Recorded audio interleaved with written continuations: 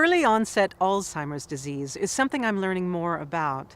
Just 6 years ago, a woman named Sue Hobbins was the youngest person ever to be diagnosed in Alberta. She was just 40 years old at the time and is now living in a long-term care home. Today we're spending time with her husband, Bill, who's kindly agreed to share his experiences with us. Can you describe to me what happened leading up to the diagnosis? Well, Sue's condition is a hereditary one. Mm-hmm. So in that regard, we did have, I guess, that in the back of our minds always. When I first met her, she explained to me that there was a strong hereditary defective gene in the family, and at a very young age, decided she was going to live her life to the fullest. Boy, that must have been so tough, managing that diagnosis and all the changes that came with it. How did you manage all those changes? Yeah, I guess initially was the uncertainty, like what was to come.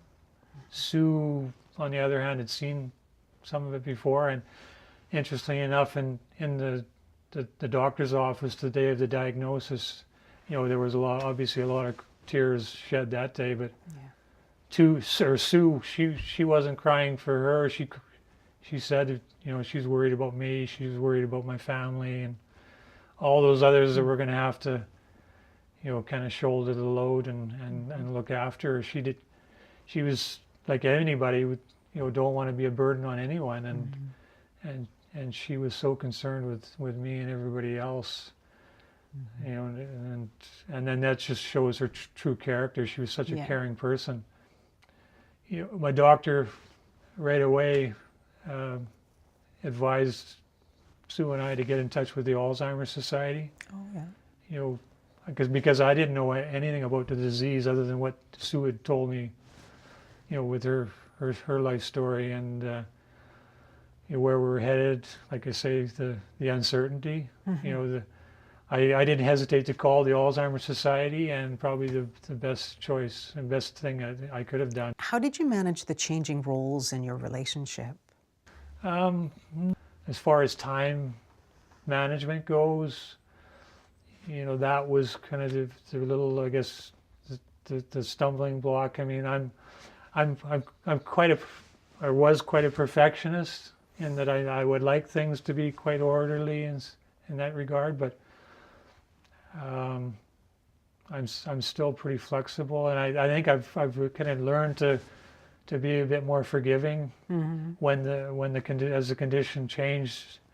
The daily routines, though, like the washing clothes or dishes or cooking and cleaning, and like I said, Sue and I had shared that responsibility before, and often she would say, like, I was probably better to cook than her anyways, but it hasn't been a big adjustment for me that way. I've been fortunate, I guess.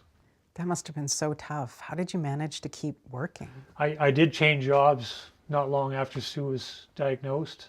An opportunity came up at the University of Alberta where I was able to get onto a more regular routine. I'm a pipe fitter by trade, and I worked at a local union, which involved not so much travel. I've fortunately been able to stay in and around Edmonton area most of my jobs and my work life. But it would be a long day, like a 10-hour day, maybe 6-7 days a week, and then so that in itself was becoming a bit of a challenge. Obviously, as Sue's disease progressed, she needed me home more often, and so when this opportunity arose, like I say, at the university, now I'm on an 8-hour schedule of 5 days a week.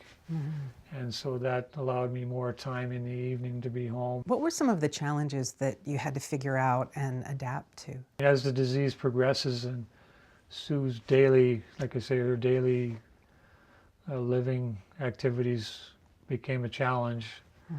I had to start feeding her, dressing her, toileting. And then, of course, with Sue's young age, she's still menstruating, so I was changing her sanitary pads and that kind of stuff as well. And other things like Sue one day, for instance, we were out in the garden. Sue loved the garden, right? And we'd be out in the garden.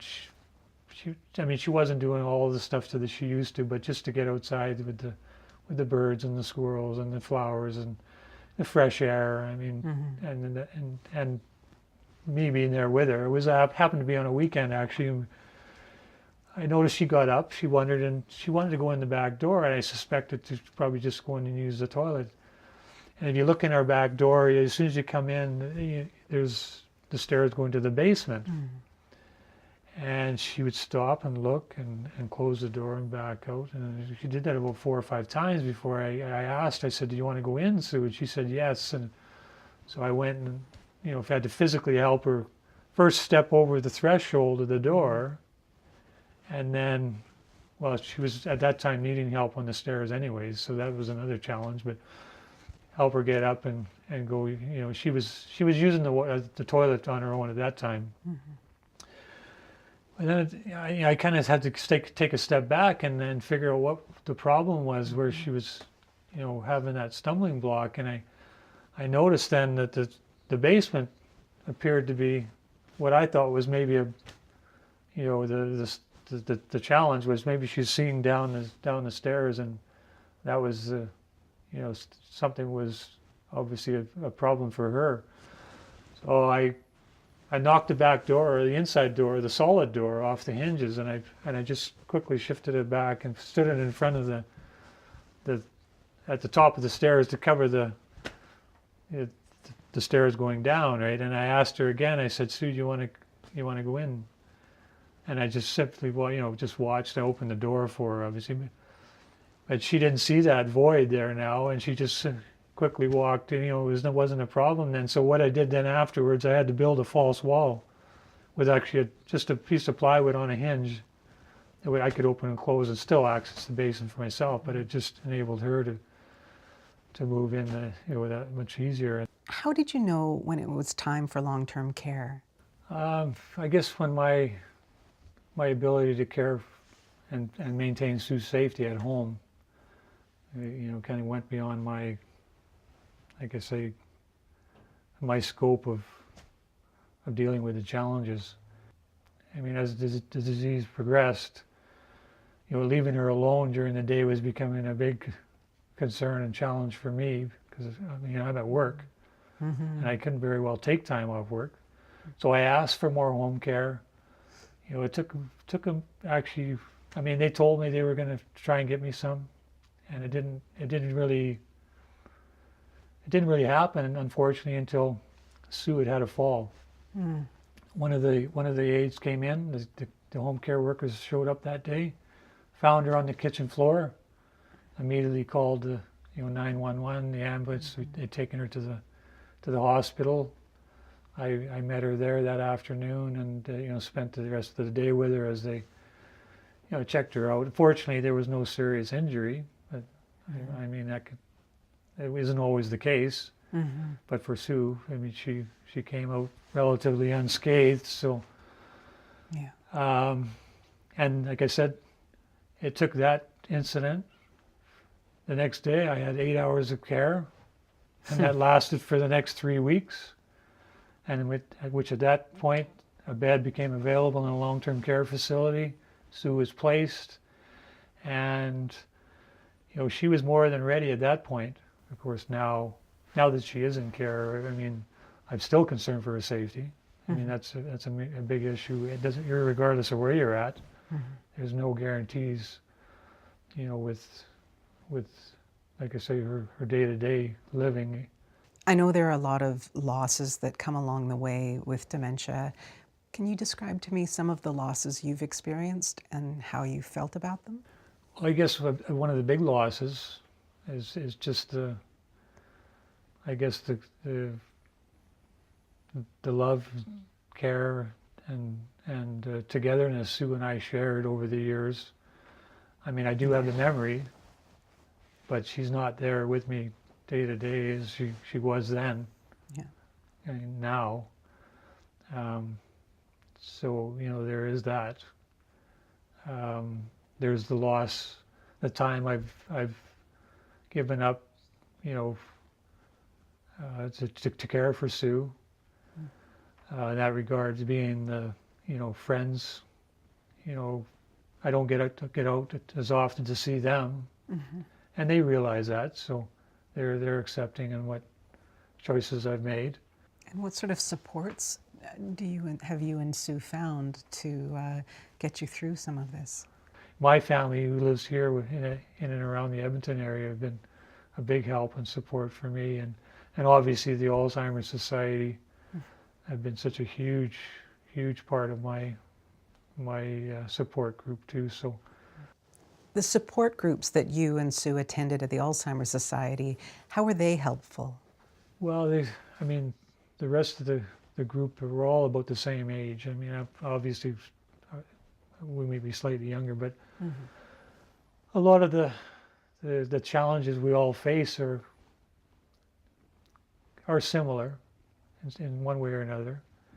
And I think just talking to others and how they're dealing with challenges on a day-to-day basis, you know, getting ideas across and what might work or what doesn't work, you know, that helps, you know, obviously alleviate some of the stress and anxiety I think a lot of us are feeling with those day-to-day challenges. Obviously they're sometimes seem unsurmountable, and talking about it with others.